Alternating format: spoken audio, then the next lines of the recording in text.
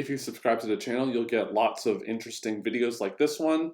And if you like the video, it'll really help us out. Please comment down below for any other interesting things. That also really helps us out as well.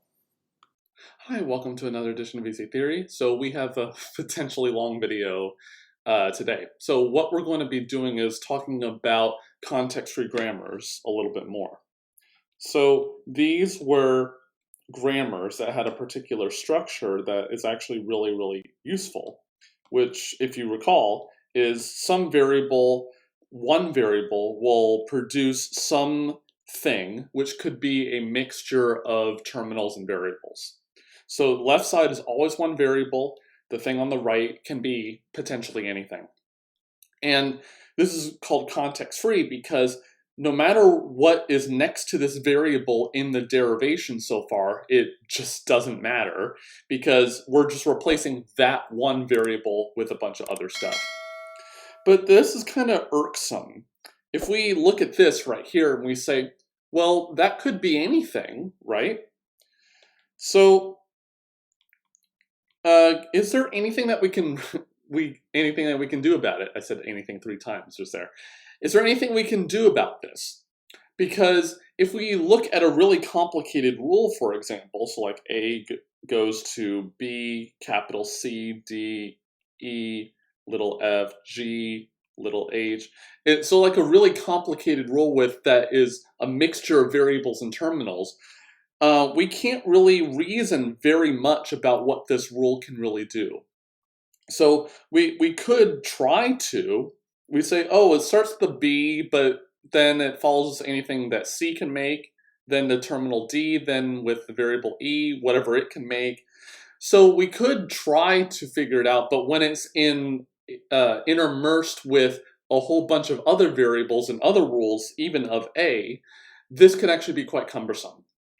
And actually what we'll prove later in later videos is that there are certain properties of context-free grammars we can't even decide or figure out with an algorithm, purely because we can have things that are much more complicated. But is there anything that we can actually do about this? So is there a way to simplify this? Okay, if there is, that'd be great.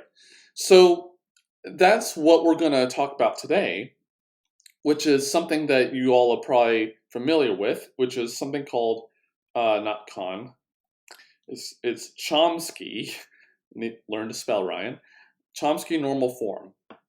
And you're probably in a class, you probably are learning about this right now, and you probably know the basic idea, but in case that you don't, Chomsky Normal Form is a restriction on what that right-hand side can be.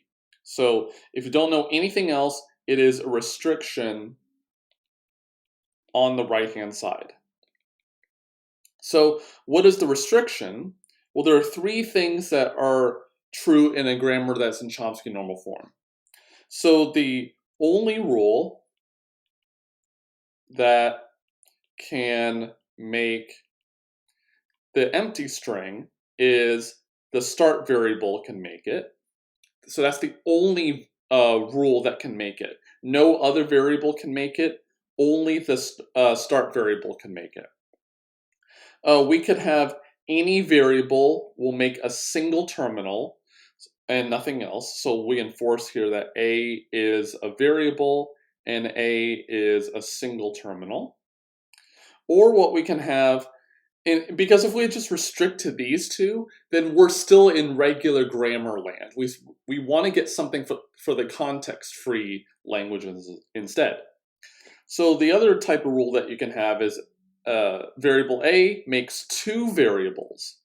So here B and C are variables, but we're not done yet. We are also going to require that B and C are not the start variable. Okay. So you may think, okay, who the hell created this? Who created these 3 rules? And why would you even care about such a thing? Why would you want something like this? Well, here's the thing. The rule types are really simple. Only one rule can make the empty string. And we saw that with the ambiguous example where there are many ways that we can make the empty string. If there's only one way we can make the empty string, that's fantastic. And look at the other rules. You can either have one terminal or two variables, nothing else. You can't have a mix of them. You can't have more of them. You can have just one terminal or just two variables, which is kind of cool. So it makes the grammar significantly easier. But there are actually some things that we'll talk about at some in depth in later videos that show the true power of Chomsky Normal Form. This really is one of the most important things about context-free grammars because it gives us so much information. But you may think, okay, well, certainly I can make a grammar like this. Hell, I can just copy these rules down and bada bing, bada boom, we got it. But is it the case that we can make any grammar into, any context-free grammar into one that's in Chomsky Normal Form? So can we convert any context-free grammar into CNF? Can we do it to any grammar?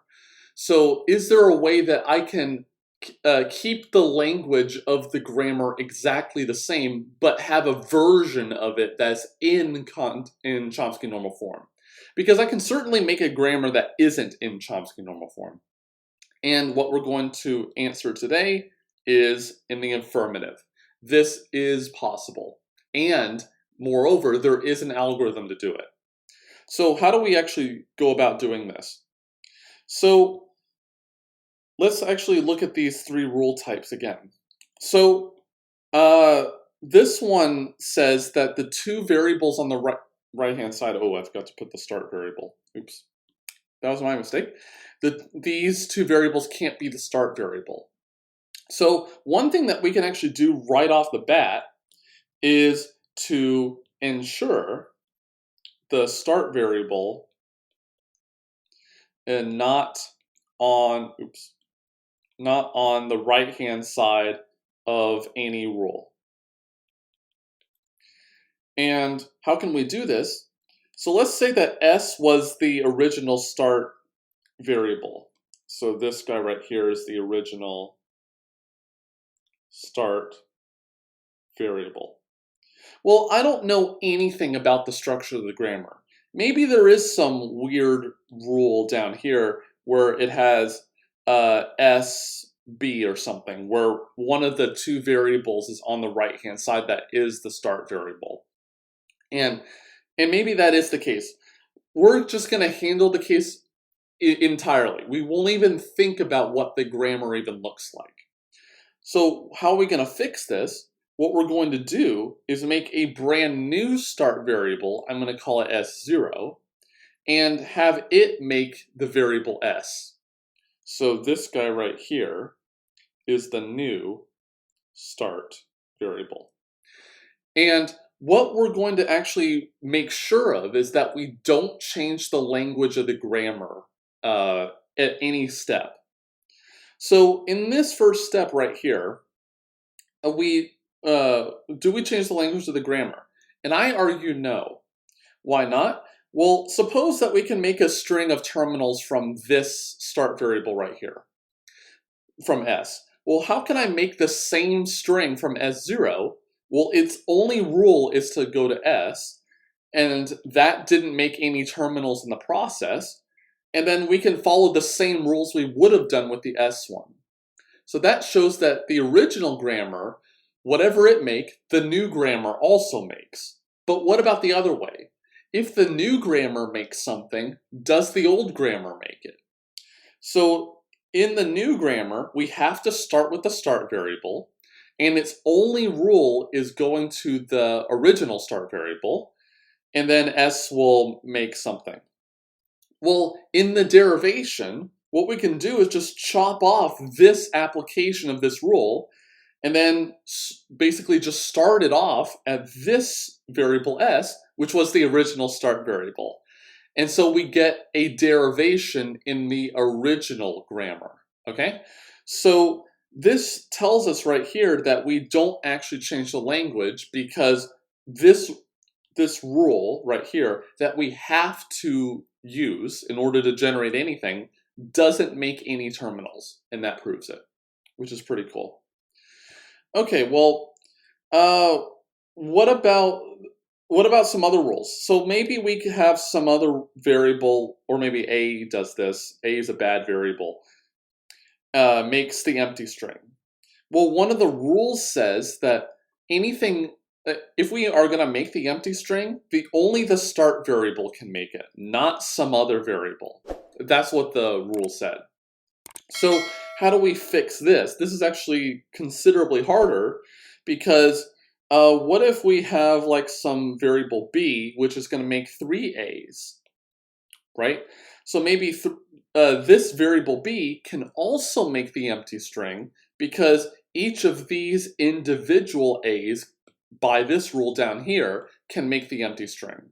So we can actually infer that b makes the empty string too. So what we want to do is to figure out, well, how do we account for this? Well, I gotta get rid of this rule, but if I just say, oh, I'm gonna chop off that rule, that's gonna change the language of the grammar because there may be some other rule right here. Let's say B goes to little a, big A. And if we chop off this rule, and let's say that capital A doesn't make anything else, then this rule is completely useless because the variable a is not going to make a terminal anymore. Or it may not be completely useless, but it could change the language of the grammar for sure. So we got to be a little bit smarter about this. So how are we going to account for this? So the way I write it is I'm going to write eliminate in quotes epsilon rules. So I don't mean literally eliminate epsilon rules. I mean just to strategically get around it and then eventually get rid of them. So what we can look at this example right here, if I was just so clever as to say, oh, I'm going to put another rule that says, if the variable a went to empty, I'm going to put another rule in the case that it went to empty. Okay? So I'm basically just, if I did this, I'm simulating as if the variable a went to empty, even though I'm getting rid of that. So I'm simulating it with a different rule. So that's actually the exact right idea. So we're going to call a variable, is a term nullable. So that's just a term. If, and I'm going to call the variable a, if one of two things happens. If a makes the empty string directly, if a just directly makes the empty string, so it obviously can make it, or it's the case that a makes a whole bunch of variables, I'm going to call them x1, x2, up to xm, but it's just some set of variables, no terminals, just variables. So I should say that all of these are variables. And each xi is nullable. Okay, so I'm going to call a variable a nullable if it can make the empty string, or it's kind of like an induction proof. This is the base case, and this is the inductive case, saying if I have some other variables that are nullable, I'm going to declare a to be nullable too. If it happens that all of these are nullable. If one of them isn't, then I can't declare that a is nullable because maybe this x2, for example, doesn't make the empty string at all. And then we can't declare that a is nullable from this rule. If there's some other rule that says a is nullable, then of course a is nullable. Okay, so as long as there's some rule that allows it to make the empty string. Okay, so then what are we going to do here?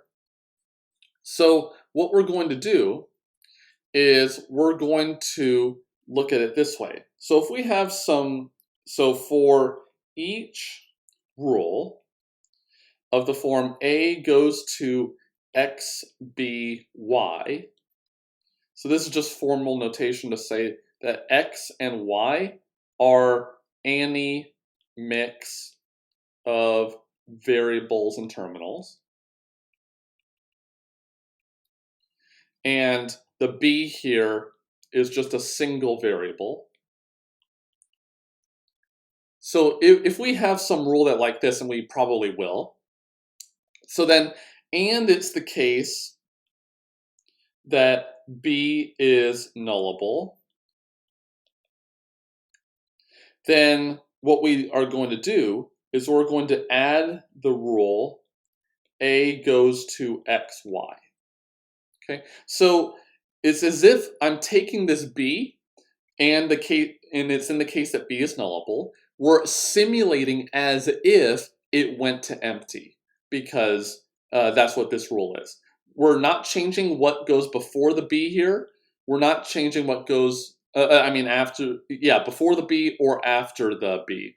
So the x and the y part are exactly the same, even if they have variables, even if they are nullable, because nullable variables can still make a non-empty string. It's not that they only make the empty string, it's that they can make it.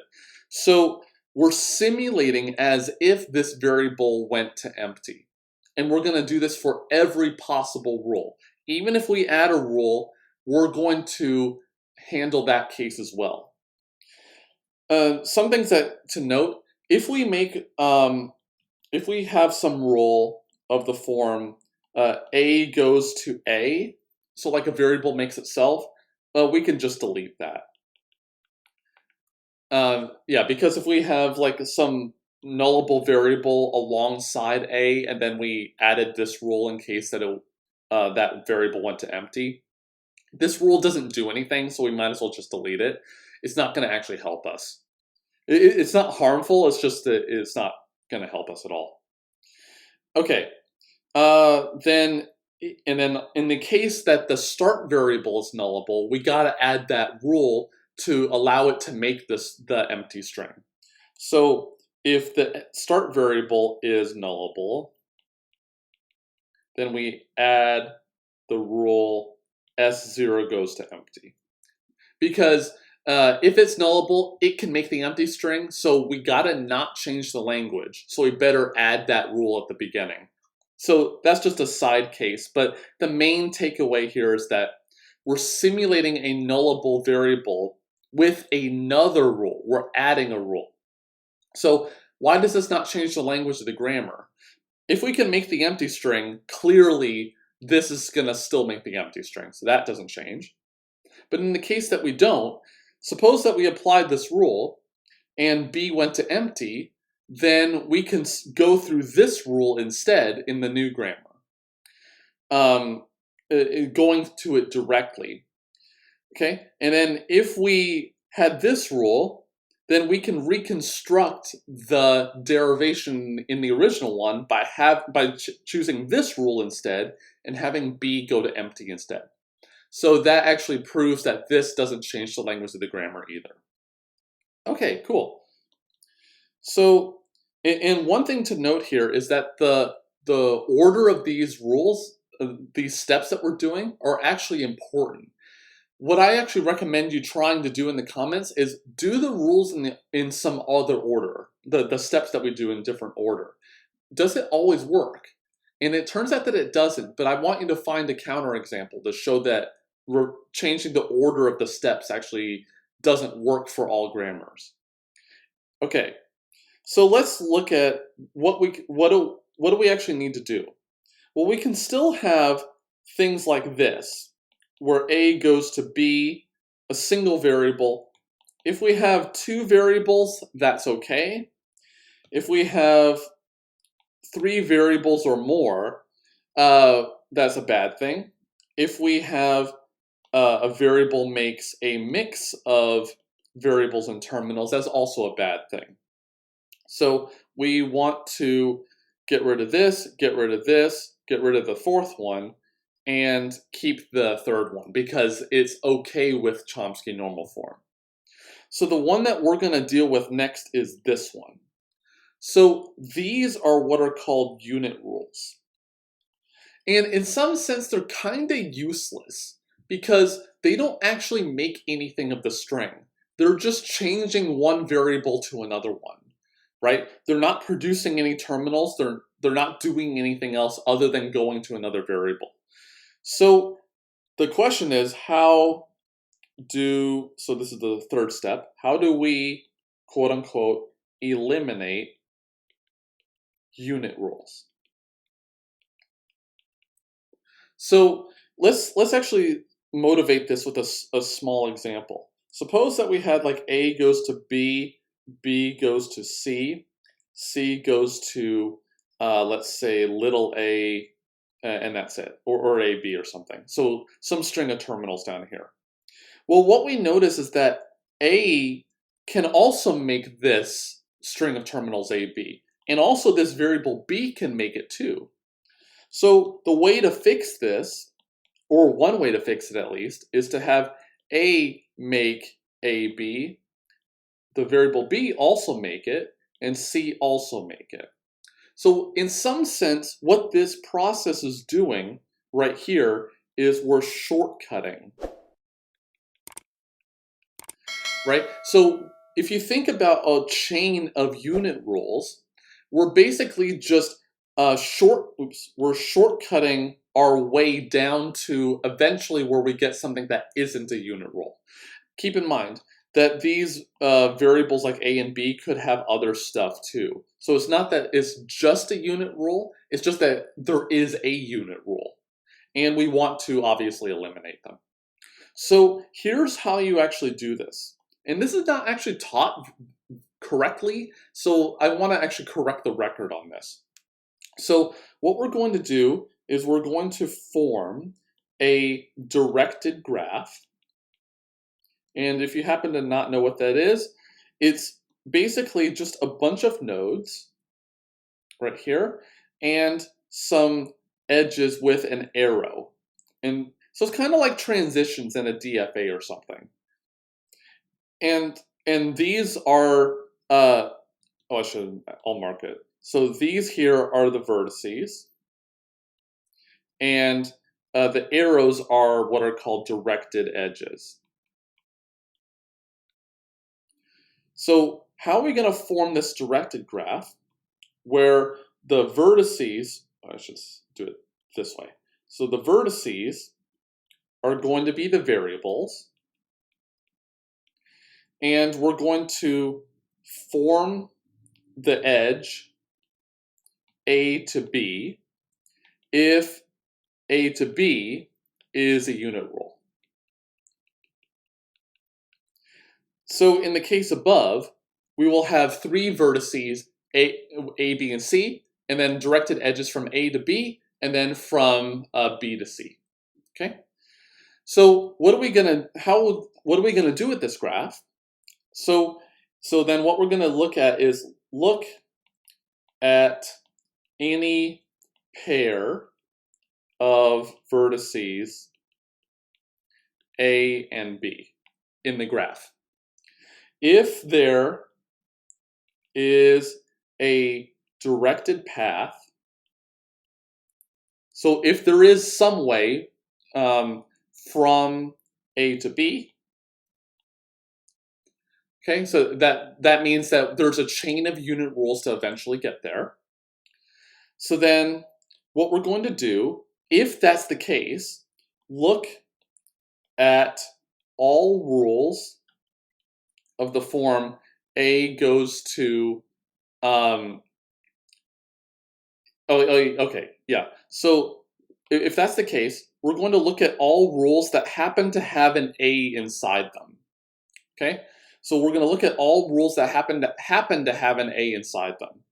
So let's just say that that is something that looks like X is a variable which goes to something, let's give it a name. So let's call it alpha, capital A, little beta.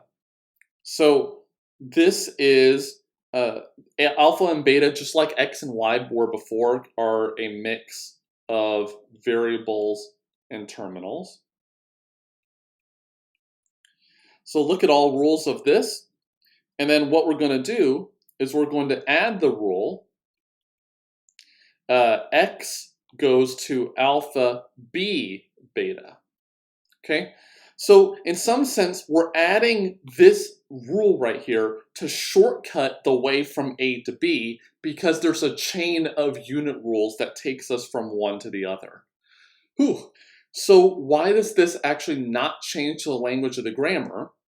Because, well, think about this. If I apply a sequence of unit rules from A to B, then I could have just applied this rule right here.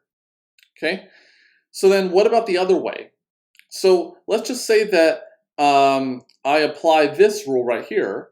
What you can do, again, is reconstruct the sequence of unit rules that it took to get from A to B. Okay? So that actually shows us that that it actually works. If this is a rule that was created and it was used, that means that there's a sequence of unit rule applications that got us to this because this is the rule we added. So then look at one of the ones that was created before.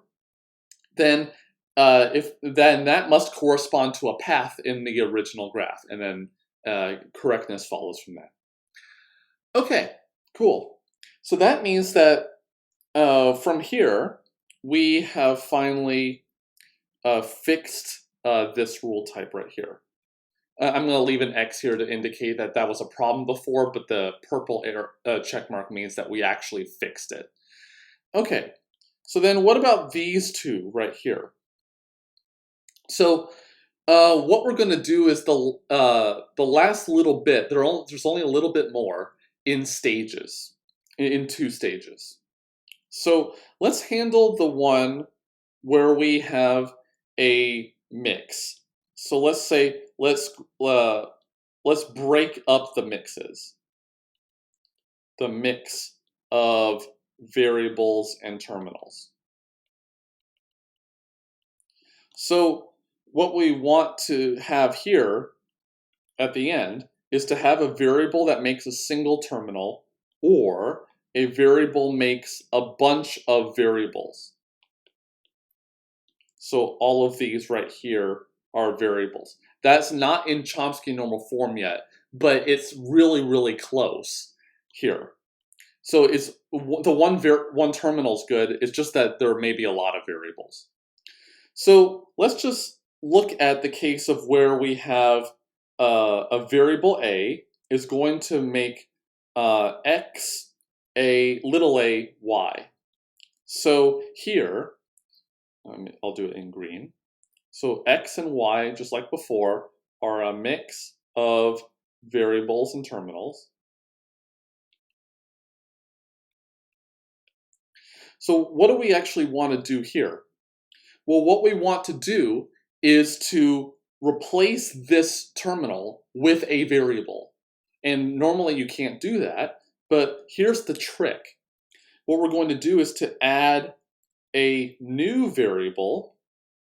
I'm going to call it u sub a, and its only rule for it is to make the corresponding terminal. So whatever's in the subscript, that's the terminal that it makes. Okay? So then what we're going to do here is to replace, we're going to replace that rule, x, a, y, not just add the rule, we're going to outright replace it with a goes to x u sub a y. So in some sense, we're going to convert all the terminals into variables. The only thing that we want to require here,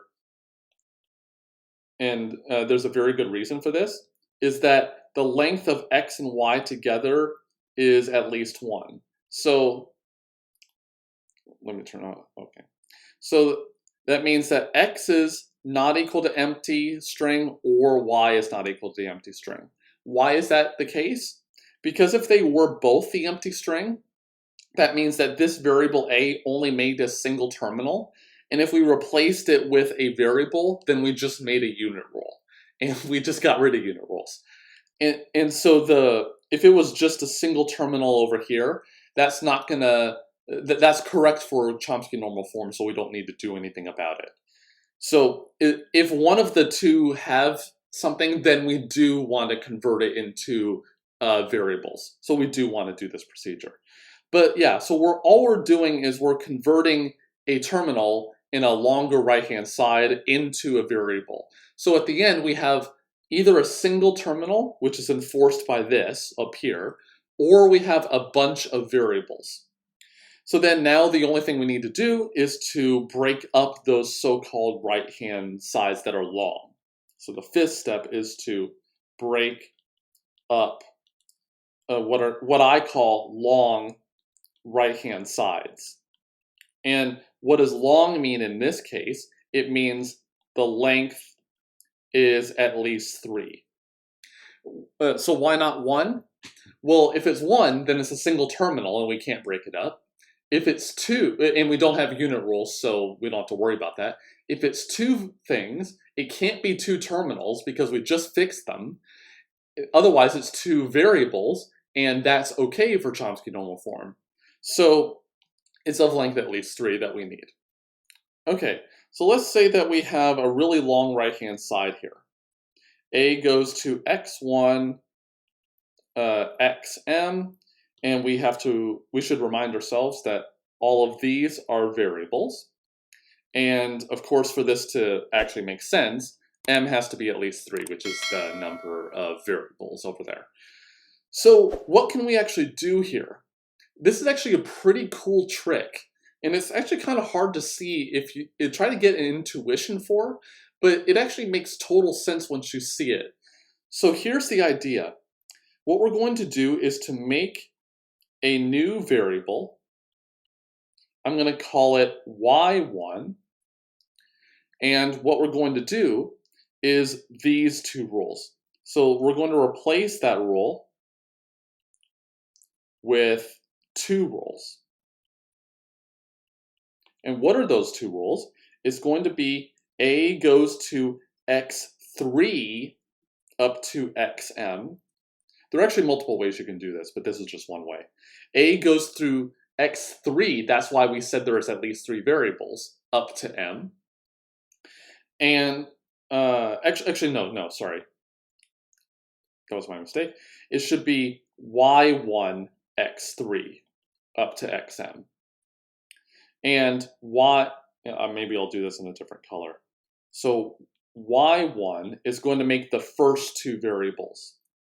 Okay, so in some sense, we're taking off the first 2 variables, sticking them with this brand new variable. So it has to be a brand new variable every single time, and I'll explain why in a sec. So brand new variable makes the first 2, and I'm sticking that variable where those 2 variables would have been, x1 and x2. They would have been here, but I'm essentially just replacing this with y1. And what we can notice is that right here, we have m minus 1 variables. So it's a smaller problem than we had before. We had m before, now we have m minus 1. And this rule down here is okay because we have 2 variables, which is okay for Chomsky normal form. Okay, so correctness. Why does this work? Well, intuitively, once you see this, it works. But let's actually think about this. If we applied this rule in the original grammar, then in this grammar, we have to go through y1, and because y1 is brand new, this is the only rule it corresponds to. It doesn't have any other rules. So it must do x1 and x2. And those will be replaced right here, because I have to replace y1 with something, and it has to be replaced with x1 and x2. So it simulates the same rule that we had before. So what about in this grammar? So if I apply this rule, then do I get the same original rule in the original grammar? And the answer is yes, because I have to apply this y1, and it's replaced with x1 and x2 because that's the only rule it corresponds to. So in fact, this gets exactly the same language yet again. So a cautionary tale is that this y1 must be brand new. It can never be used for any other rule. It could in practice, but for correctness to work for every grammar, you have to be able to show that it can never be used for any other rule. Okay, so do we have something in Chomsky normal form? Well, the start variable is the only variable that can make the empty string because we've enforced that. There's no unit rules, we got rid of them. And this step, along with all the others, doesn't introduce unit rules. We don't have a right-hand side that's mixed of variables and terminals because we got rid of that in step 4. We don't have a long right-hand side because this step actually breaks it up. Now, you notice that this has m-1 variables. What we have to do is to repeat. So we have to repeat until A only makes 2 variables in this rule. Okay, so it doesn't make any sense to continue this once it gets below 2 variables because you shouldn't get below 2. But once it gets down to 2, and because we're subtracting by 1 here, we'll eventually get down to 2 because m is at least 3. So if we actually do this, and repeat until we get to 2 variables, that actually gets us a grammar in Chomsky normal form. And note, we started with an arbitrary context-free grammar. I didn't assume anything about the grammar at all. We didn't know anything about its variables, its terminals, its rules, or what its start variable is. And so therefore, that proves that every grammar can be converted into Chomsky normal form. Isn't that cool? So hopefully that was interesting. Leave your thoughts about Chomsky normal form into the comments. We'll do an example at some point. There are many other links in the video description if you want to support the channel, such as liking, and please subscribe to the channel. It really helps us out. And as always, I'll see you next time.